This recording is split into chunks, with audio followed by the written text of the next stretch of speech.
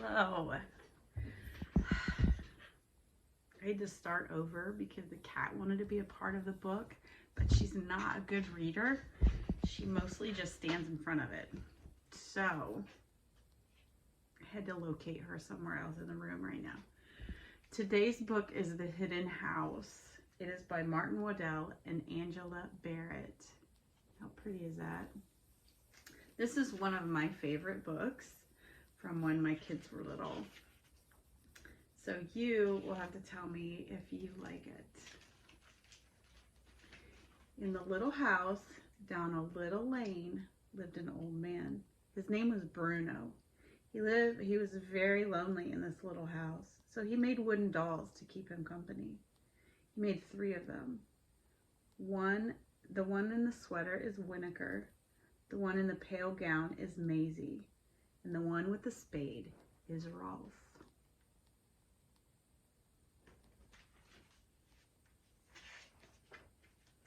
They sat on Bruno's window ledge and watched him working in his garden, growing potatoes and cabbages and parsnips and beans.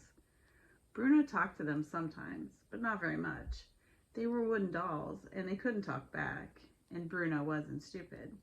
The dolls didn't talk, but I think they were happy. The pictures are so pretty in this book. I just love them. One day, Bruno went away and didn't come back. Everything changed, slowly. Wild things covered the lane and climbed all over Bruno's fence. Brambles choked the garden, and ivy crept into the window of the little house and spread about inside.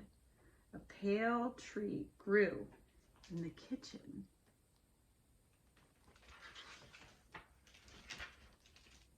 Maisie and Rolf and Winokur watched it happen from their window ledge, and they got dusty.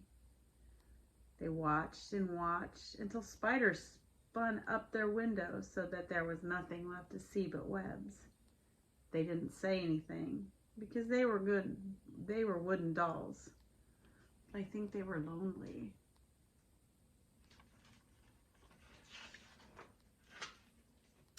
A mouse came by and nibbled Rolf's spade. A beetle lived in Maisie's basket for a day, and then it went away. An ant explored Winokur, but didn't find anything. Slowly, very slowly, it took years and years and years. Bruno's little house disappeared in the middle of green things. It was still there, but nobody could see it. The house was hidden, and Maisie and Rolf and Winokur were hidden inside it. I think they were watching.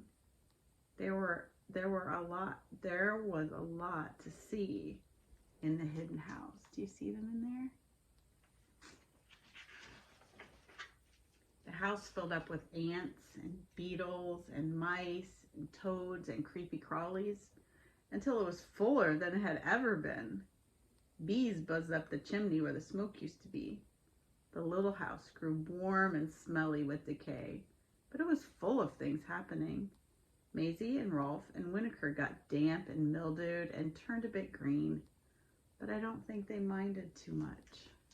See all the little creepy crawlies in there? Then a man came down the lane and found the little house by poking his way through the branches. He didn't spot Maisie and Rolf and Winokur because they were hidden in the ivy. He liked the little house. Next day he came again with his wife and daughter, and they explored the house and the garden and liked it very much.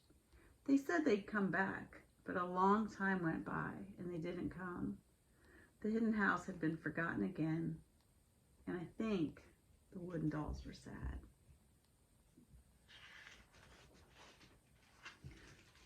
A whole winter passed, and the house was covered in snow.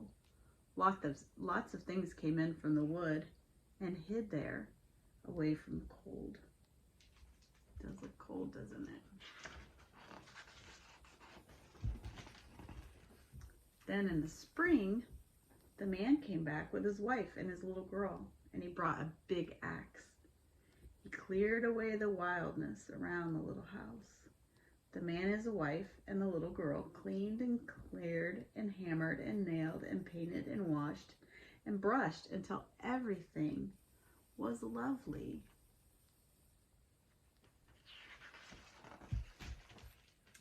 Look how beautiful that is.